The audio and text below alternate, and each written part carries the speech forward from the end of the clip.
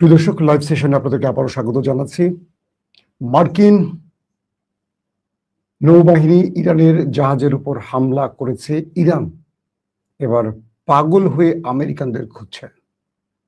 দ্বিতীয় গুরুত্বপূর্ণ খবর, মুজতফা খামেনিকে হত্যার চেষ্টা করছে মার্কিন প্রেসিডেন্ট স্বয়ং। আমেরিকার এক গুরুত্বপূর্ণ ব্যক্তি মুখ ফুসকে এই তথ্য প্রকাশ করে দিয়েছে।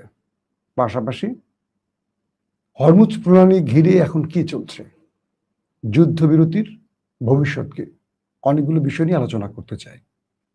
দর্শক, অ্যান্ড্রু হক মার্কিন যুক্তরাষ্ট্রের নিউক্লিয়ার চিফ যাকে বলা হয়, এই ব্যক্তি কোনো একটি ট্র্যাপে পড়ে বা কোনো একটি জায়গায় গোপনে এক সাংবাদিকের রেকর্ডে ধরা পড়ে গেছেন।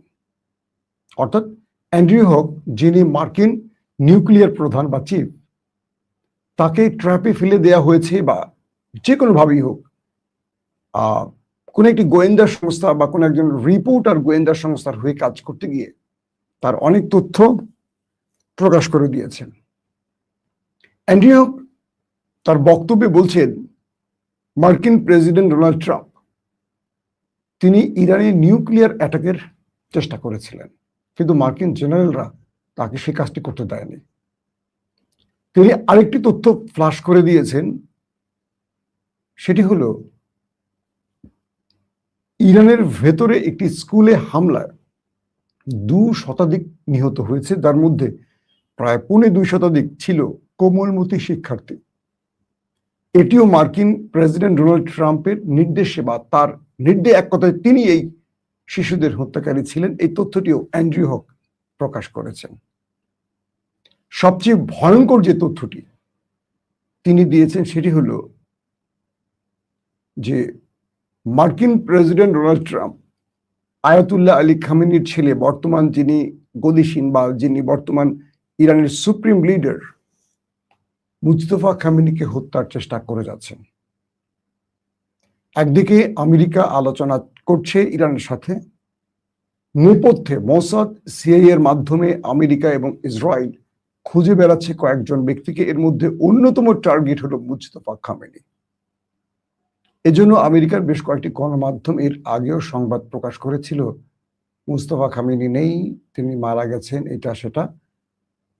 এগুলো আমেরিকা খবরগুলো দিয়েছিল এই কারণে যেন আমেরিকার এই গণমাধ্যমের খবরের পর মুজতফা খামেনি নিজের অবস্থানটাকে একটু জানান দেয়, আর এতে করে আমেরিকা, ইসরায়েল তার অবস্থানটা জেনে তাকে টার্গেট করতে পারে। বলা হচ্ছে আমেরিকা আইআরজিসির কয়েকজন গুরুত্বপূর্ণ ব্যক্তির তালিকা করেছেন যারা এই যুদ্ধটি এখনো চালিয়ে রেখেছেন বা আমেরিকাকে বা ইসরায়েলকে টার্গেট করে যে হিটগুলো করছে তাদের নেতৃত্বে বেশ কয়েকজন ব্যক্তি আছেন যারাই মূলত এই সফল অপারেশনগুলো করছেন। তাদেরকে হত্যার জন্য পাগল হয়ে গেছে এই দেশ দুটো। তো মুজতফা খামেনিকে থ্যাংক ইউ। তো মুজতফা খামেনিকে হত্যার জন্য ট্রাম্প তার পুরো গোয়েন্দা বাহিনীকে মাঠে নামিয়েছে, তার অবস্থান নির্ণয়ের জন্য কাজ করছে, পাওয়া মাত্র তাকে হত্যা করা হবে। এই অ্যান্ড্রু হক তিনি এই কথাগুলো কোনো ভুল করে বলেছেন, বিষয়টা এরকম নয়। তিনি মার্কিন কোনো একজন সাংবাদিকের ট্র্যাপে পড়েছেন বা সাংবাদিক তাকে ট্র্যাপে ফেলেছেন কোন একটি কৌশলে, এবং হিডেন ক্যামে পুরো বক্তব্যগুলো রেকর্ড করেছেন। এখন প্রশ্ন করতে পারেন যে আমেরিকা কি এরকম একজন সাংবাদিকের কাছে ধরা পড়ে সব তথ্য ফাঁস করে দিতে পারে এরকম একটি দেশ? বিষয়টি এরকম নয়। আমেরিকার মধ্যে খোদ সেনাবাহিনী বিভক্ত হয়ে পড়েছে, রাজনৈতিক বলয় বিভক্ত হয়ে পড়েছে। ডোনাল্ড ট্রাম্পকে ডেমোক্রেটরা যেমন চায় না, রিপাবলিকান শিবিরের ভেতরে একটা বড় গোষ্ঠী তাকে চায় না, এমন তথ্য উঠে আসছে। তার বিরুদ্ধে ট্রাম্প যে অক্ষম, এই অক্ষমতার উপরেও ভোটাভুটির প্রশ্ন উঠে আসছে মার্কিন পার্লামেন্টে। বলা হচ্ছে, কিছু ধারণা করা হচ্ছে, সাসপেক্ট করা হচ্ছে এরকম যে আমেরিকার ভেতর থেকেই ট্রাম্পকে বিপদে ফেলতে অনেকেই আমেরিকার বা ডোনাল্ড ট্রাম্পের অনুসারীদের তথ্য লিক করে ট্রাম্পকে বড় বেকায়দায় ফেলতে চাইছে। অর্থাৎ অ্যান্ড্রু হক, যিনি মার্কিন যুক্তরাষ্ট্রের নিউক্লিয়ার চিফ, তার এই বক্তব্যটিকে এমনভাবে ফ্লাশ করা হয়েছে যাতে ট্রাম্প অনেক বড় চাপে পড়ে যান। যেমন আজকের এই বক্তব্যটি ফ্লাশ হয়েছে, সেখানে তিনি স্পষ্ট বলছেন যে মুস্তফা খামেনিকে ট্রাম্প হত্যা করতে চান। এখন এই বক্তব্যটি ইরান জেনে গেছে, পৃথিবী জেনে গেছে। এতে করে কি হইল, কি অর্থ দাঁড়ালো, যে ট্রাম্প যতটাই আলোচনার নাম করে এই টেবিল ওই টেবিল দৌড়চ্ছেন, তার পেছনে টার্গেট আছে অন্য কিছু। এই অন্য কিছুর উদ্দেশ্যটা পুরো পৃথিবী জেনে গেছে। সেটা কি? মুস্তফা খামেনিকে হত্যা, আইআরজিসির গুরুত্বপূর্ণ ব্যক্তিদের হত্যা। যদি তাই হবে, তাহলে ট্রাম্প যে যুদ্ধবিরতি বা যুদ্ধের বা শান্তির জন্য যেই লম্বা লম্বা কথাগুলো বলছেন, এগুলো আসলে ট্রাম্পের লোক দেখানো, মূল উদ্দেশ্য অন্য জায়গায়। নাম্বার 2, হরমুজ প্রণালীতে ইরান 40টির মতো জাহাজ মার্কিন নাকের ডগা দিয়ে পার করেছে। এরপর আজকে নতুন করে আরেকটি ঘটনা ঘটেছে। ইরানি জাহাজে আমেরিকা অ্যাটাক করেছে এবং সেই জাহাজ আবারও দখল করেছে আমেরিকা। ইরান এই ব্যাপারে ব্যাপক ক্ষেপে গেছে। শুধু ক্ষেপে যায়নি, ইরান স্পষ্ট করে বলেছে মার্কিন জাহাজ এবার আমাদের লক্ষ্যবস্তু হতে যাচ্ছে, যুদ্ধবিরতি শেষ। অর্থাৎ কালকে রাতে একপক্ষীয়ভাবে ডোনাল্ড ট্রাম্প যে যুদ্ধবিরতি ঘোষণা করেছে, তারপর নিজেই ইরানের জাহাজে আক্রমণ করে সে যুদ্ধবিরতি নিজেই লঙ্ঘন করেছে। এবার যে অর্থ দাঁড়াচ্ছে সেটি হলো আমেরিকার যে কোনো জাহাজ হরমুজ প্রণালীতে পাওয়া মাত্র অ্যাটাক করবে ইরান, এই ঘোষণা এসছে। ইরানের সর্বোচ্চ পজিশন থেকে তার বাহিনীকে নির্দেশনা দেয়া হয়েছে, ইরানের যে জাহাজ এর আগেও একটি আটক করা হয়েছে সেটিকে এখনো ছাড়েনি, সেই নাবিকরা এখনো আটকা আছে তাদের কাছে। ইরান বারবার বলছে তাদের সেই নাবিকদের বা তাদের পরিবারদের, ক্রুদের জাহাজ সহ ফেরত দিতে। আমেরিকা ফেরত দেয়নি। তার মধ্যে নতুন করে আরেকটি জাহাজে আমেরিকা হামলা করে নিজের পায়ে নিজেই কুড়াল মেরেছে, কারণ এখন আর যুদ্ধবিরতির কোনো সুযোগ সম্ভাবনা থাকছে না। আমেরিকা মনে করেছে যে ইরানকে চাপে ফেলতে এই জাহাজগুলো আটক করলে ইরান আলোচনায় আসবে। ইরান তার সুপ্রিম লিডার আয়াতুল্লাহ আলী খামেনিকে তো সবচেয়ে বড় কোরবানি দিয়েছে, তারপরও আমেরিকার কাছে ছাড় নিজেকে মাথা নত করেনি, নতি স্বীকার করেনি।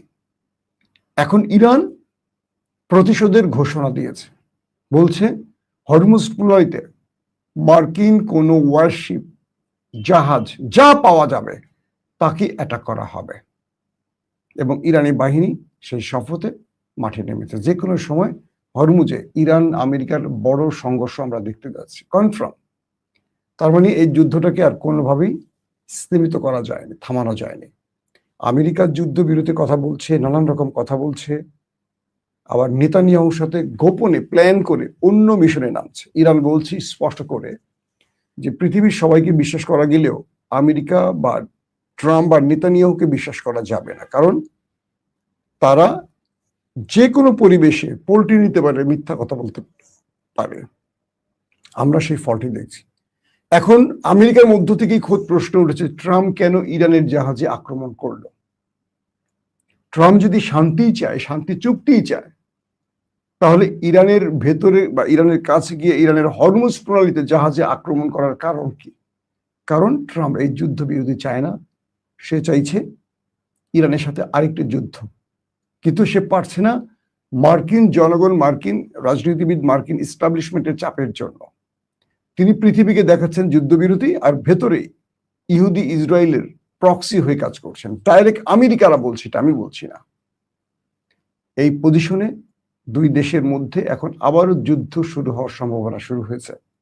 পাশাপাশি পাকিস্তান আমেরিকাকে বলেছে যে আমাদেরকে ব্যবহার করছে যুদ্ধবিরতির জন্য, আর তুমি খেয়াল খুশি মতো কাজ করে আমাদের বিপদে ফেলছো, এটা তো ঠিক না। একদিকে ট্রাম্প বলছে খুব শিগগিরই কয়েক ঘন্টার মধ্যে যুদ্ধবিরতি হবে, আবার নিজেই আক্রমণ করে সেই যুদ্ধবিরতিটাকে যুদ্ধে রূপ দেওয়ার চেষ্টা করছে। আরেকটি খবর পাওয়া গেছে, সাউদার্ন লেবাননে ওই দেশটি, নেতাকাকুর দেশটি ব্যাপক অ্যাটাক করছে, বিভিন্ন জায়গায় তারা দখলের চেষ্টা করছে। দুই পক্ষের মধ্যে লড়াই চলছে এবং বলা হচ্ছে যে আরেকটি গাজা বানাবার চেষ্টা করা হচ্ছে। কয়েকটি জায়গায় দেখা গেছে যে তারা ঢুকে, লেবানিজদের ভিতরে ঢুকে সেই আবাসন দখল করে তাদের খাবার তারা খেয়ে ফেলছে, চুরি করে খাবার খাচ্ছে। এবং সাউদার্ন লিবাননের মানুষদেরকে সেই বাড়িঘর থেকে বের করে দেয়া হচ্ছে। তাদেরকে বলছে কেউ এই শহরে আর আসবে না, অর্থাৎ এই অঞ্চলটি দখলের চেষ্টা করছে নেতাকাকুর বাহিনী। এবং তাদের সাথে আবার লেবানিজের মুজাহিদ যে বাহিনী, বিপ্লবী বাহিনী বা প্রতিরোধ বাহিনী, তাদের লড়াই চলছে থেমে থেমে।